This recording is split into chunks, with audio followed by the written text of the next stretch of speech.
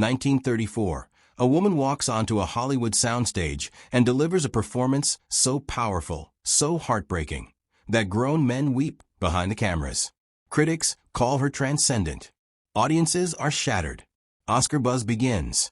And then Hollywood makes sure you never hear her name again. This is Louise Beavers, the most gifted actress of her generation. She refused to play their games, so they buried her career alive. Tonight, we uncover Hollywood's most shameful secret, the star they erased from history because she dared to demand dignity. Some voices they tried to silence. This one refuses to stay quiet. Louise Beavers was born in Cincinnati, Ohio, in 1902, to parents who believed education and dignity were non-negotiable. When her family moved to California, teenage Louise was discovered singing in a church choir. Her voice so pure, so emotionally resonant, that talent scouts couldn't ignore her. But Louise wasn't just a singer. She was a natural actress, with an incredible range most Hollywood stars could only dream of. She could make you laugh, then break your heart in the same scene. She spoke multiple languages, played piano, and had an intelligence that intimidated studio executives. By the early 1930s, Louise was getting noticed. Small roles led to bigger ones. Directors whispered about her special quality, that rare ability to make any character feel completely real and human. She wasn't just another performer grinding through Hollywood's machine. Louise Beavers was an artist, a woman of substance, principle, and undeniable talent, which is exactly what made her so dangerous to the system. 1934, Universal Pictures needed someone special for Imitation of Life. The role of Delilah Johnson wasn't just another mammy character. This was complex, heartbreaking, real. The actress would carry the film's emotional weight alongside Claudette Colbert. When Louise Beavers auditioned, she didn't just read the lines. She inhabited Delilah completely. Her screen test left executives stunned. Here was an actress who could make audiences forget they were watching a performance. In the film, Louise delivered what critics would later call one of the most powerful performances in cinema history. She brought dignity to a character that could have been a stereotype. When Delilah mourns her daughter's rejection, Louise's tears weren't acting. They were pure, raw human truth. The movie was a massive hit. Audiences left theaters sobbing. Critics praised Louise specifically, calling her the film's secret weapon and a revelation. Trade papers buzzed about her Oscar chances, though the Academy didn't yet recognize black performers. For 6 glorious months, Louise Beavers was Hollywood's most wanted actress. Scripts poured in. Directors fought to work with her. Studio executives calculated the millions she could make them. She was on the verge of superstardom. Then came the roles they offered her next. All mammies, all servants, all smiling, subservient stereotypes. The scripts arrived like clockwork. Faithful servant number 1. Happy mammy. Devoted maid. Every major studio in Hollywood wanted Louise Beavers, but only as the same character she'd just transcended in Imitation of Life. MGM offered her a 7-picture deal. All servant roles. Warner Brothers dangled serious money for a lifetime of playing maids.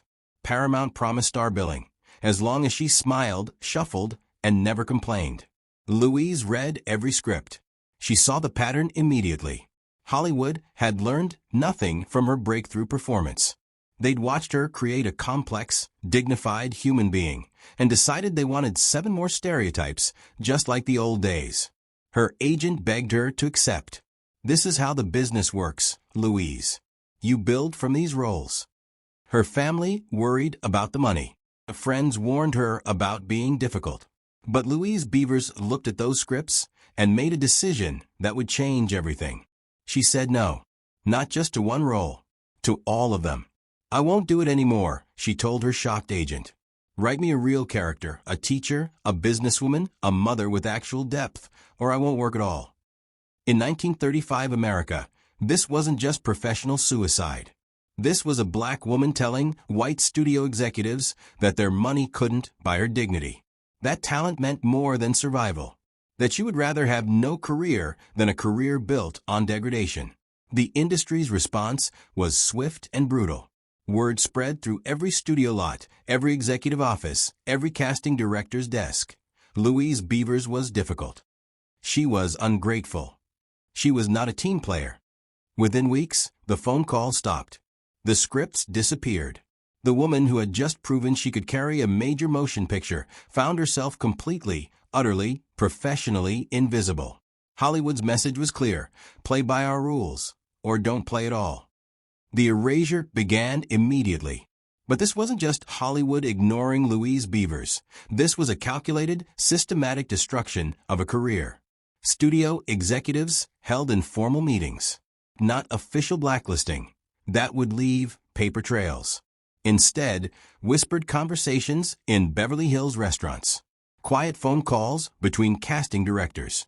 A gentleman's agreement that Louise Beavers was trouble. Her agent dropped her within a month. "I can't represent someone the studios won't hire," he explained. Other agents refused to meet with her. The woman who'd been Hollywood's most sought-after actress couldn't even get representation. Meanwhile, studios actively rewrote her out of history.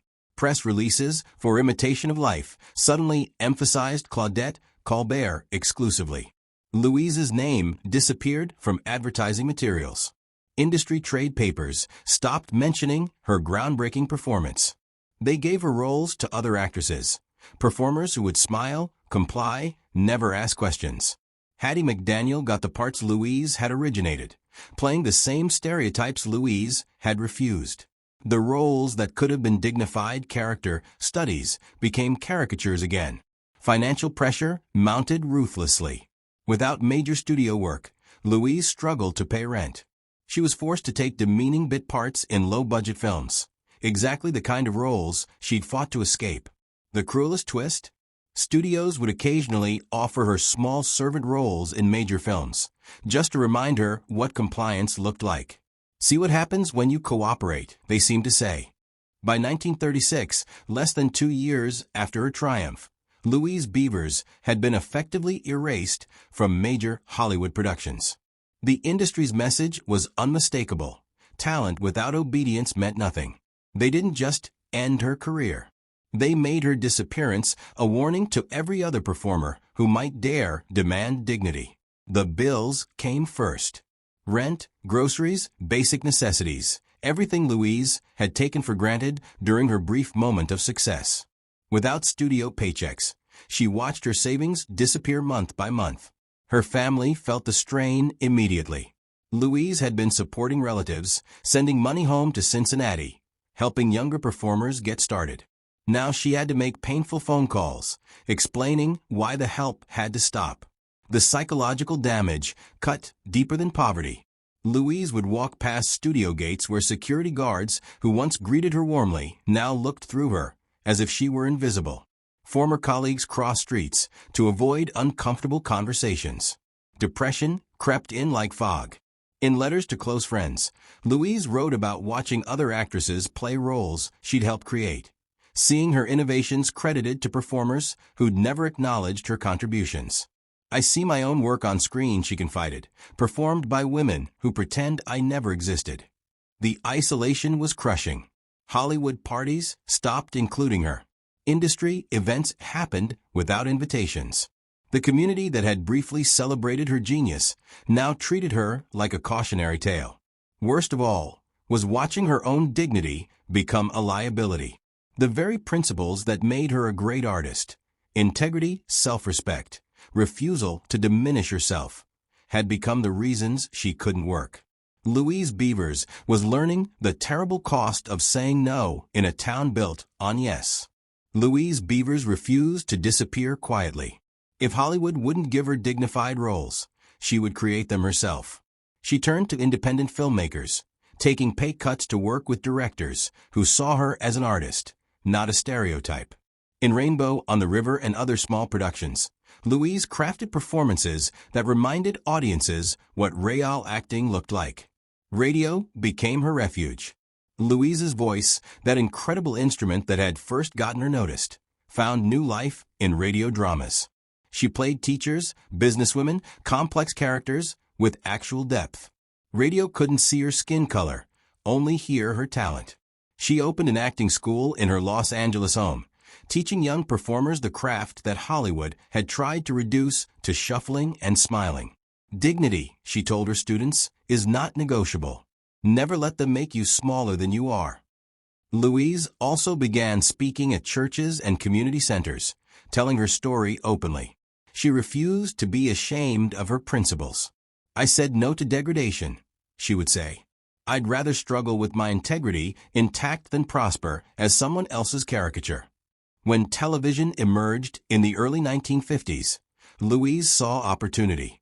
She auditioned relentlessly, landed small parts, slowly rebuilt visibility, even accepting the TV series Beulah, a role uncomfortably close to what she'd rejected, became an act of defiance. She was still fighting, still refusing to surrender completely. The cover-up began in the film history books themselves. Early Hollywood chroniclers simply omitted Louise Beavers from their narratives. Her groundbreaking performance in Imitation of Life was reduced to footnotes, if mentioned at all. Academic film studies ignored her systematic blacklisting. Textbooks celebrating Hollywood's golden age skipped the inconvenient truth of a brilliant actress destroyed for demanding dignity. Her name disappeared from industry retrospectives and awards ceremony tributes. Even worse, historians rewrote her story entirely.